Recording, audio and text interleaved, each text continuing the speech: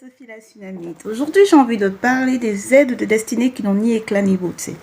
Le Seigneur passe souvent par des personnes que nous méprisons ou que nous n'imaginons pas pour nous bénir.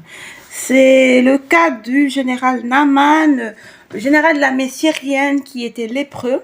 Je suppose qu'avec tous les moyens financiers qu'il avait, il a essayé de se soigner partout ailleurs, mais la lèpre ne partait pas.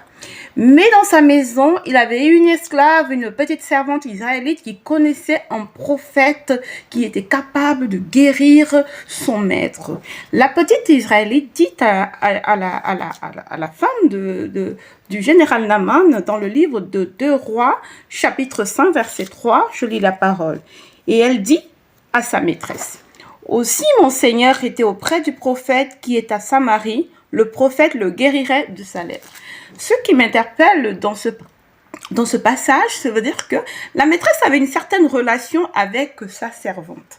Je suis étonnée aujourd'hui des personnes qui emploient des gens qui sont proches d'elles, des gens qui ont accès à leur vie intime et qui sont méchantes avec leurs servantes. C'est très étonnant.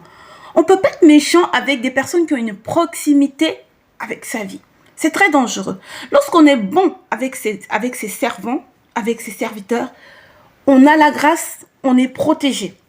Cette petite servante a été le canal de bénédiction pour son maître. Il n'avait pas une forte opinion de lui-même. Je suis général. Qu'est-ce qu'une petite servante va me dire?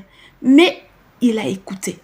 Et je pense que le roi Naaman était aussi dans cette posture où quelqu'un a tout essayé par ses moyens.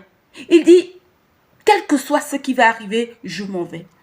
J'ai envie de dire à quelqu'un, c'est pas parce que tu as tellement de moyens financiers que le monde autour de toi ne peut pas être d'une aide utile. Même la plus petite personne dans la société est importante.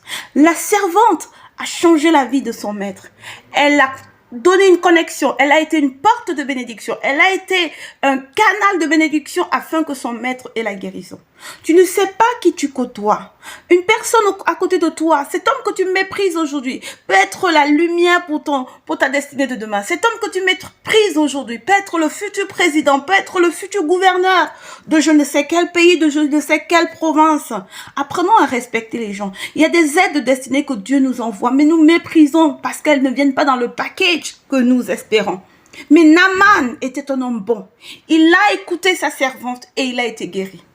Apprends à respecter les gens autour de toi et tu seras béni. Ta bénédiction viendra. N'aie pas une forte opinion de toi. Ce n'est pas parce que tu es riche que tu ne peux pas te rabaisser. Que Dieu vous bénisse.